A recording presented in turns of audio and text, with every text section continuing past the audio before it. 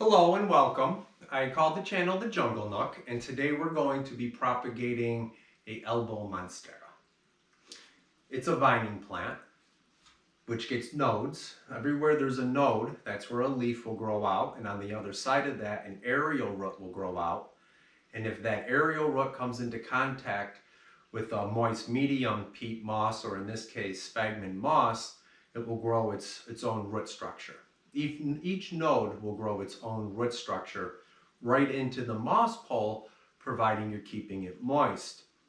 And I'm going to talk about all of that as well as the maintenance of the moss pole itself. We're going to do what's known as a cut and extend on this pole as well. And this is actually my second propagation off of this vine. When I got the vine, it was about maybe this long, and I've allowed it to grow all the way up the pole. Made a few extensions along the way. Now, this is actually my second time propagating off of this moss pole. I'll show you the plants that I have already taken off of it. I believe it's 4. Yeah, I took four nodes off of this plant. All of them were successful. And everywhere where I cut a node off of the plant, I not only had that node to start me a new vine, but right under that node will grow a new growing tip. Now I took 4 nodes off of this, but 2 of them are right next to each other.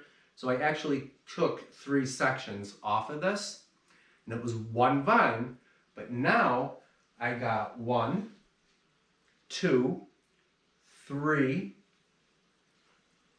4. So I actually have 4 vines on this right now. I'm going to show everything that I'm doing, explain why I'm doing it, give some additional information, all in this video. Now, yeah, there is a root structure in this pot from the vine where it's growing out of the pot.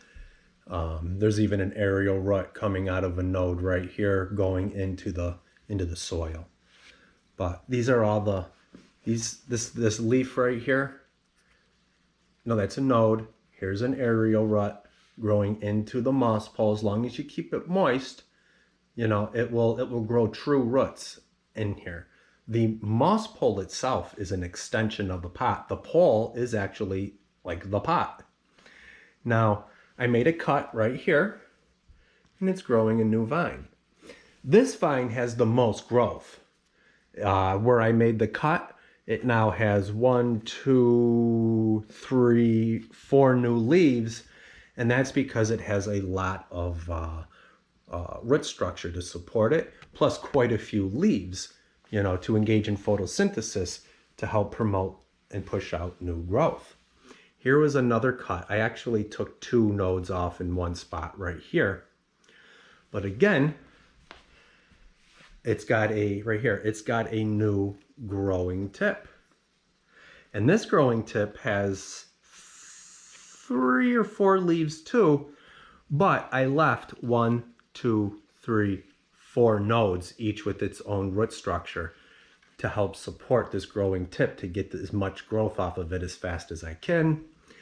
Now here, I took a node off too, but there's only 2 nodes left. And it has grown a new growing tip, but it's only 1 leaf. I was selective in where I made my cuts. I made my cuts the first time where I did not see an aerial root growing out into the moss pole. And I'll show how I propagated and potted that. And each of them did make it. It was all successful. But like I said, I was selective because I wanted to make sure there were several nodes still with their own root structure supporting new growth. Now, 2 of those node cuttings I put down here. Here's this one. It's really shaded down here. But there is a new growing tip. Hopefully it's showing up. There is a new growing tip coming out of the soil. This one over here gets a lot more light. And it really did good. The leaves are small still, but it did really good.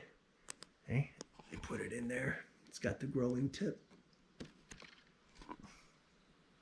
Because this plant is probably my rarest, definitely my most expensive, there are a few precautions that I take before propagating it, which I'll show you right now. So for one thing, I don't always do this. Just using a alcohol pad to sterilize the scissors. And these are my sharpest scissors too, as I want to make a nice, sharp, clean cut. And a second thing that I do that I don't always do is when I make these cuts, I am going to allow them to sit out and form a callus. I'll show you what I mean by that in a minute. Now I got a vine right here with 1, 2, 3, 4. It's got 4 nodes embedded in there. I'm going to remove 2 of them.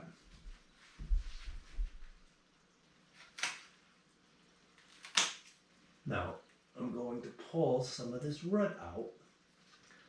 Now, what I'm going to do that I don't normally do when I make cuttings is I am going to let this sit out in the air, and it's going to form a callus. I'm going to trim that up. That doesn't need to be so long. But I'm going to let these ends here form a callus. This one already has one because it was a cut under it. I don't know if it's going to show up, but I want a callus on there before I put this in the soil to prevent disease or pests being able to get into an open wound. Now this one does not have any roots. It will grow them after we plant it up. But it's going to take, without the roots already there, it's going to take a little longer for the growing tip to start to form, but that's fine. I'm still going to set this down and let this open wound form a callus. I think that's what they call it for plants. It's a scab over the open wound. So we're going to have 3 new vines that we're going to start, and I'm going to remove this top piece right here. This is actually an extension. There's multiple pieces of moss pole that I keep putting on top, and I got a stake in the back that it's attached to. This is what's known as a cut and extend. I cut the vine down here, I cut it, and I'm going to remove this, and then I'll put a new extension here. It's a cut and extend. I want to try to keep them roots as much as I can.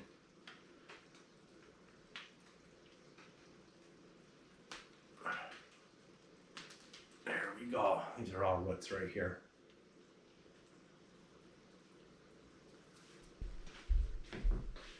Now here's an extension. Got to squeeze the bottom so it's a little narrower. And then just kind of slide it in there. There we go. Now, this vine will be able to keep growing up this, and I'll do the same thing again. So this one right here is going to get put into a pot. They actually want this moss pole embedded into the pot. So I am going to make one more cut on this. It still has 2 nodes that have roots in it, and we'll see how much root this one has. It's got a good amount of root. I'm going to trim this up.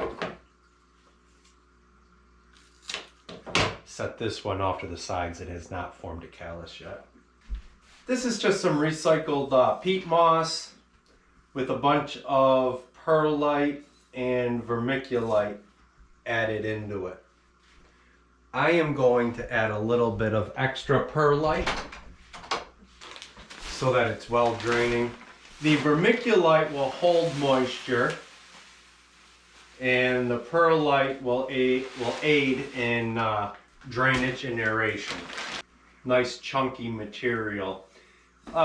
Perlite or some bark, orchid potting mix, which is basically bark. That's all good for aeration and drainage. Now, if you're interested in how to make the moss pole, at the end of the video, I'll put a box up.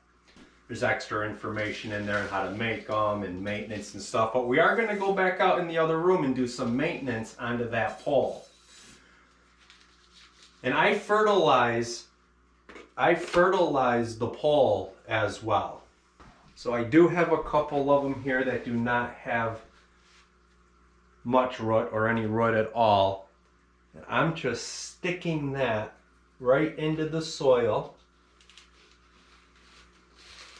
so that the node's in contact with the soil and it starts to grow out some root in a new vine. So, because this has so much root, I'm going to put it in the pot first. And fill her up. And you can just use peat moss, you know, or any kind of like Miracle-Gro potting mix or anything. Peat moss. Extra perlite though. Always extra perlite. Now this one right here, I'm going to stick it right into the pot. Put a little soil in there first, but I'm going to stick it right in the pot and then fill in around it. I don't want an air pocket.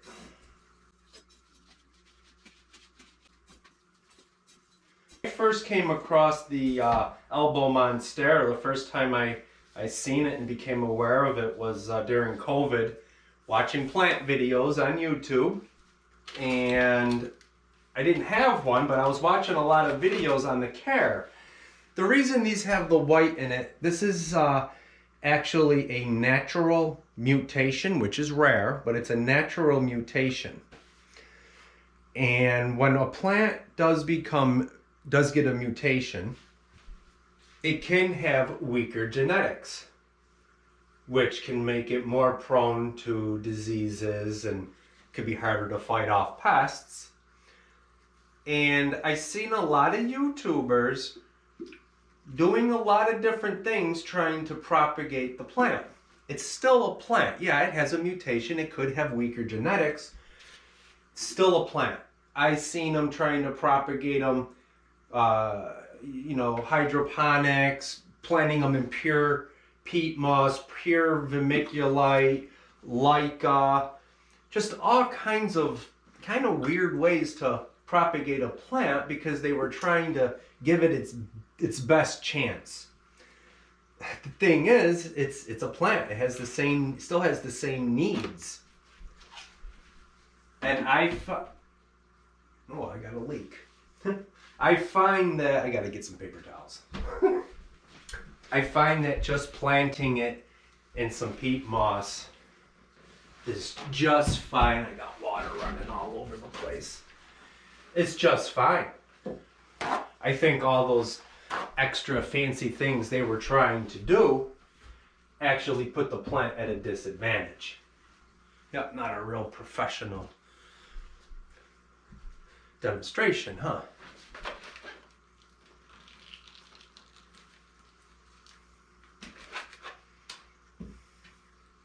The peat moss is just so dry.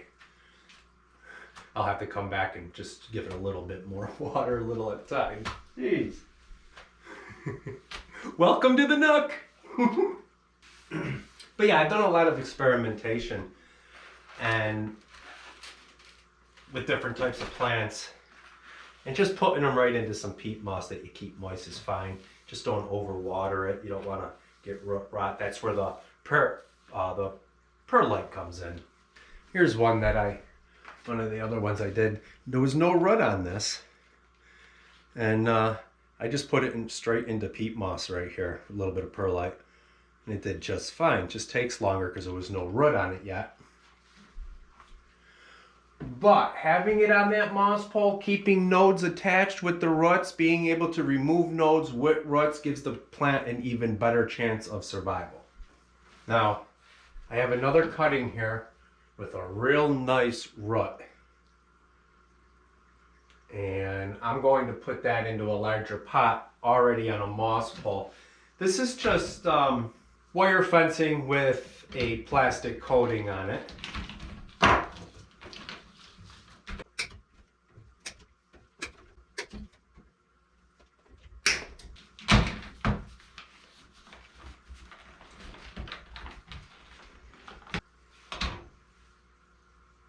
This is all the peat moss that I have at the house currently. I need to save some of this for the maintenance we're going to do out there next.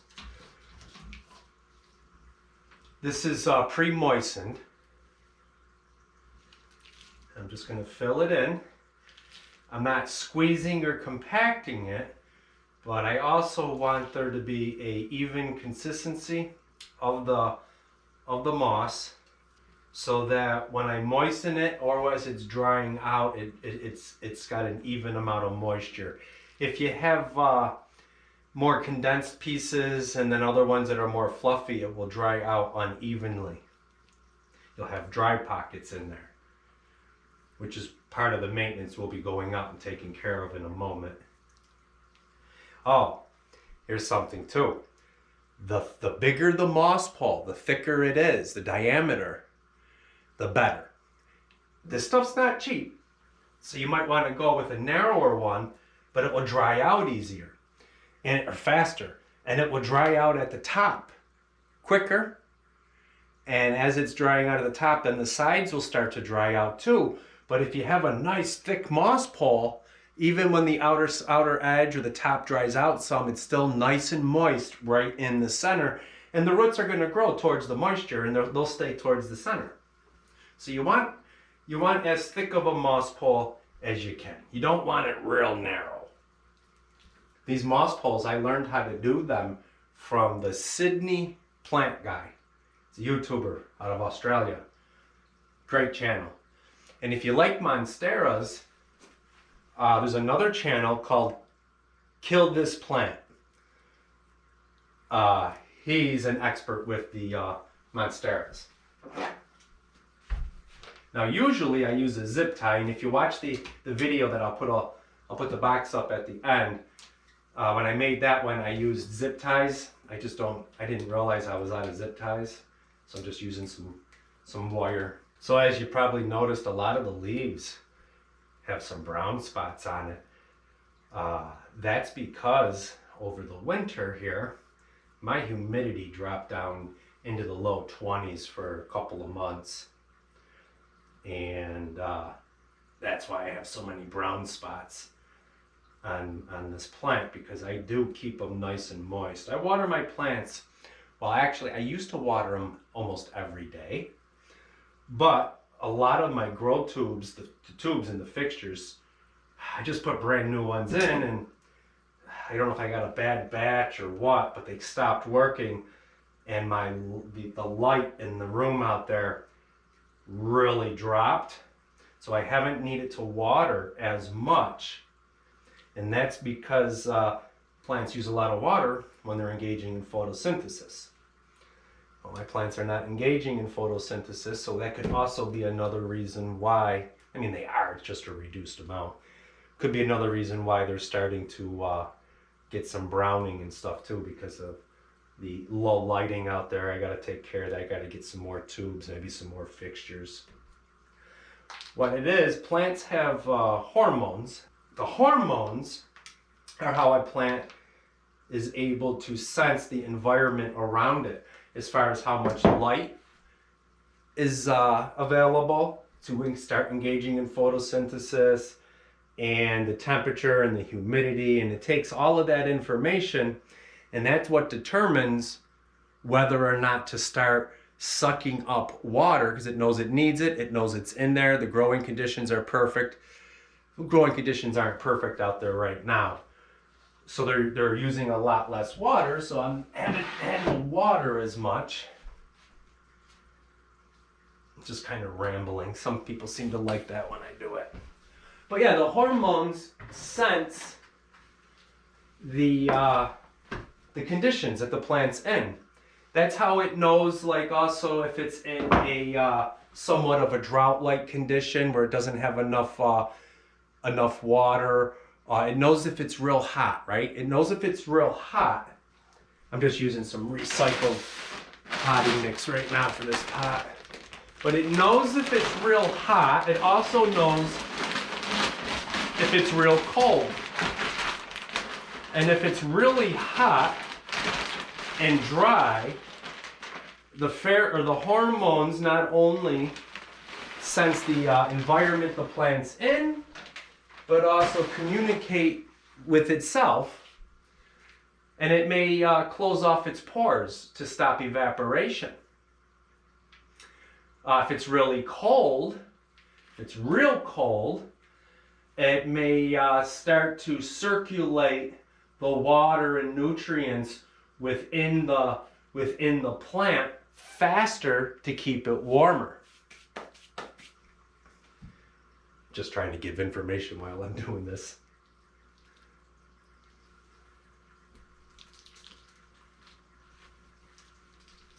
Take this root, just kind of spin it around, keep it in the soil.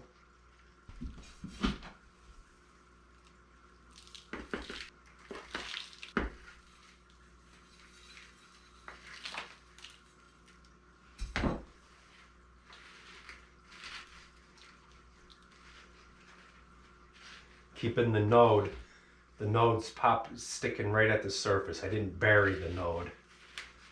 I don't want it to rot. I will eventually put a stake on this too, to attach it to. I don't have any zip ties at the moment, plus it's small. When I put an extension on, I'll put a stake in the back. Oh, another thing that I do on the poles, I make a little indentation right in the center. So as I'm watering it, there's like a hole right in the center to help the water go all the way down instead of just running off when it gets dry. Before we go out and do some maintenance on the pole, let's talk a little bit about the care of the plant. The Albo Monstera is a variegated plant, and it can be heavily variegated. Wherever you see the white, that's where the variegation is, and it's white because there's no chlorophyll. And due to that, there's no photosynthesis occurring in the white parts of the plant. Photosynthesis is important because that's where it takes the nutrients out of the soil with the sunlight and creates glucose or sugar. That's the energy of the plant. That's what photosynthesis is. But the plant then takes the sugar and converts that into a lot of other compounds like fats and amino acids, all sorts of stuff. And although there's no photosynthesis occurring in the white part of the plant, it's still living tissue that requires all those things. So this plant, it really does require at a minimum 7 to 8 hours of bright indirect light every day. But to really get it to thrive, you're going to want to give it about 12 hours, which seems like a lot, especially in the winter. But to really get the plant to thrive, 12 hours of bright indirect light is what you're going to want to try to provide it with. A east or north facing window would be a good location for this plant. And if using grow lights, you're going to want to make sure they are a full spectrum light. And where the variegation is, that is an area of the leaf that is highly susceptible to sunburn. This plant does not like direct sunlight. You don't want it in direct sunlight, but especially where it's variegated, you can burn the variegation quite easily. So you want to keep these guys out of full sun. But it's also going to need nutrients. A all-purpose fertilizer that has a 3-to-1 ratio is really important. You're going to want to make sure the nitrogen is 3 times as much as the phosphorus.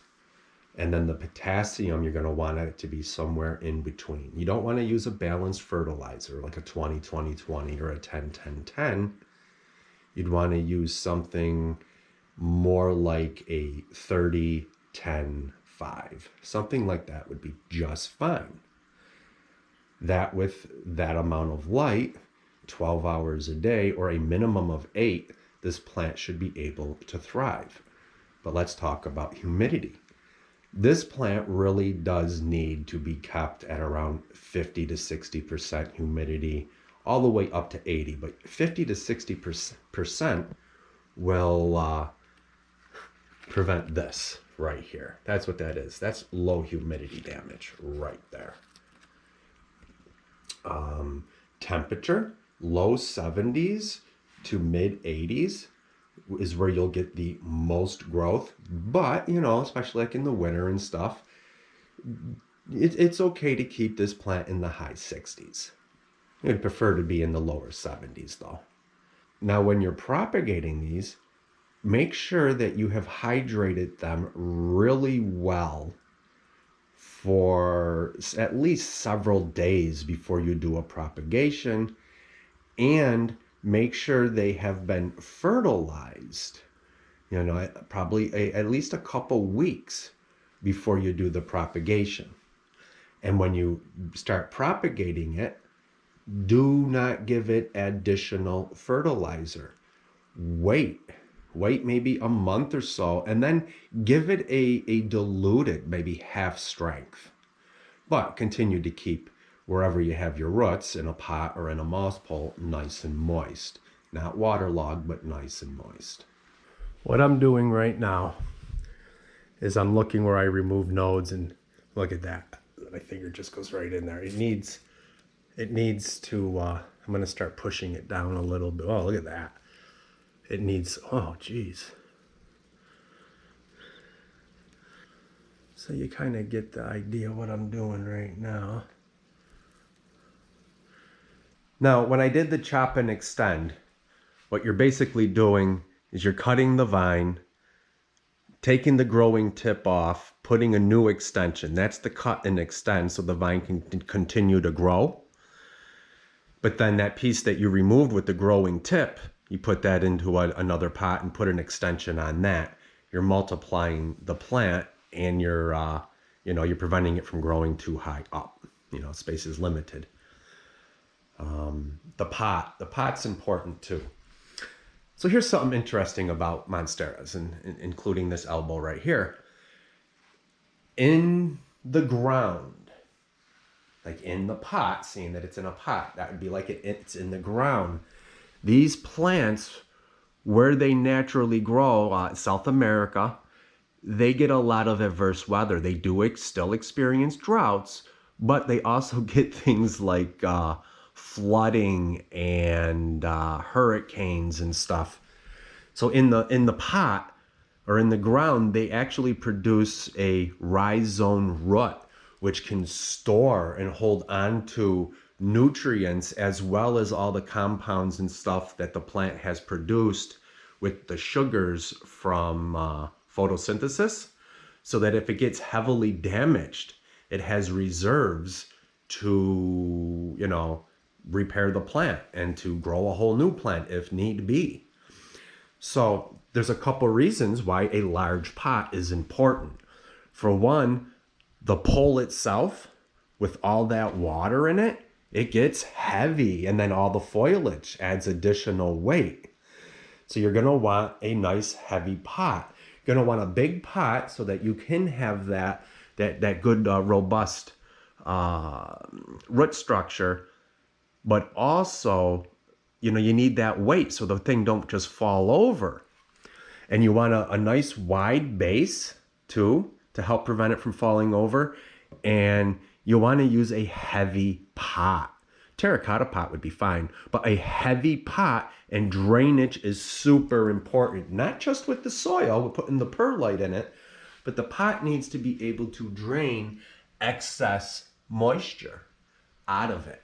Another reason for the large pot, you know, it's nice and wide to keep it, to help prevent it from falling over, but it's also deep so that when I put the moss pole in there, I put the pole all the way to the bottom. It helps to secure it. And I have used wooden stakes in the past, and I find that over time they rot and the whole pole can fall over. This is the type of stake I'll be using. I'm not even sure what it is. I think it's metal with plastic. This is what I'll be using. Also, for keeping it moist. It's real important to keep it moist. You don't want those roots drying out, but if you're going to be leaving, you know, for an extended amount of time, you can get yourself a bottle, poke a few small holes in it so that the water is real slowly draining out. Well, you get the idea. a lot of moss going all the way up. If I didn't have so much moss, this would actually sit right in there. I am interested in anybody who has propagated this, your experiences. I'd love to read some of that.